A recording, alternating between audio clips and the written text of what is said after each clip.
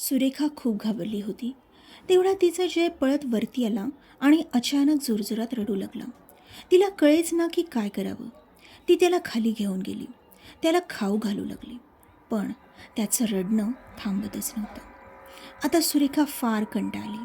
डोक्याला हात लावून बसली. पण जय रडतच होता. शेवटी रडून रडून तो तिथेच झोपी गेला. मग थोड्या वेळाने बाकीची मुले आणि दिनेश घरी आले. सुरेखा पुन्हा कामाला लागली. सगळ्यांना जेवणं वाढवून जयलाही भरवू लागली.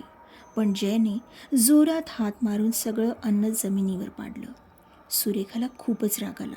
तिने जयला एक फटका मारला आणि तिथून निघून गेली. दिनेशला तिचं हे वागणं अजिबात आवडलं नाही.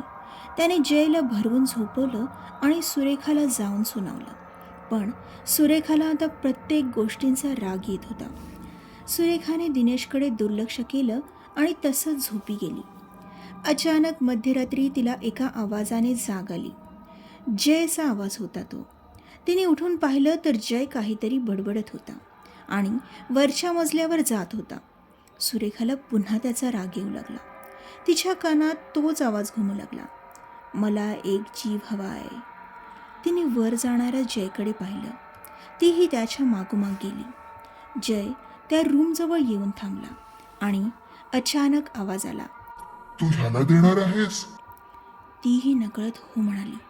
तर लगेच जय वाऱ्याच्या वेगाने आत ओढला गेला आणि सोन्याचा हंडा घरंगळत बाहेर आला. सुरेखाला तो हंडा पाहून इतकं लालच आलं की तिने आपल्या जयचा सुद्धा विचार केला नाही. तिने तो हंडा उचलला आणि खाली घेऊन आली. बेडखाली हंडा ठेवला आणि झोपी गेली. दुसऱ्या दिवशी सकाळपासून त्यांचं रुटीन सुरू झालं. सर्वजण गेल्यावर ती खोलीत आली. बेड खालून हंडा काढला. त्यातून 2 नाणी बाजूला ठेवली आणि बाकीची सर्व नाणी कपाटात लपवून ठेवली आणि हंडा परत वरती नेऊन ठेवला. ती 2 नाणी नेऊन शहरातल्या बाजारात विकली. त्यांचे एवढे जास्त पैसे आले की तिला मोजायचं कळेना. बाजारात जाऊन तिने प्रत्येकांसाठी कपडे, मुलांना मिठाई आणि खाऊ असं बरंच काही घेतलं. तरीही खूप पैसे शिल्लक होते. मग ती घरी आली. जेवणाचा छान बेत बनवला आणि मुलं आल्यावर त्यांना जेवू घातलं. त्यांना त्यांचं सामान दिलं. मुले खूप खुश झाली. त्यांचा आनंद पाहून तिच्या डोळ्यात पाणी आलं. तेवढ्यात दिनेशही आला. दोघेही मिळून जेवले. मग सुरेखाने जे सामान आणलं होतं त्याबद्दल त्याने विचारलं तर सुरेखाने तिला ऑर्डर जास्त मिळाली हे सांगितलं. दिनेशलाही आनंद झाला. मग ती झोपी गेली. मध्यरात्री अचानक तिला तिच्या मुलीचा रडण्याचा आवाज आला. दिनेशही उठून बसला. दोघेही मुलांकडे गेले.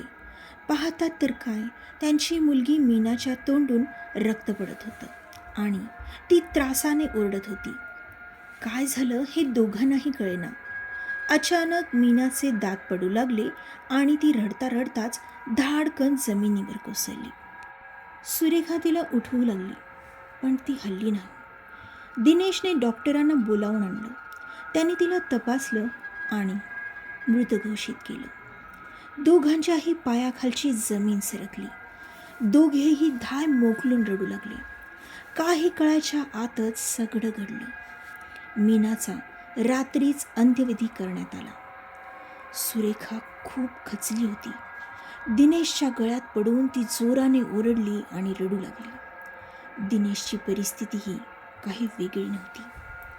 बाकीची मुले भेदरलेली होती. दोघेही कसेबसे सावरले आणि आपल्या बाकीच्या मुलांना खाऊ घालून झोपवलं. पण दोघांच्या घशातून एकही घास उतरला नाही. दिनेश आता झोपेच्या अधीन गेला.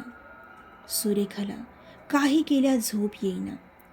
सगळेजण हॉलमध्येच झोपलेले होते. सुरेखा अजूनही अश्रू गाळत होती. अचानक तिची नजर वरच्या मजल्यावर गेली. तिथे तिला जय दिसला.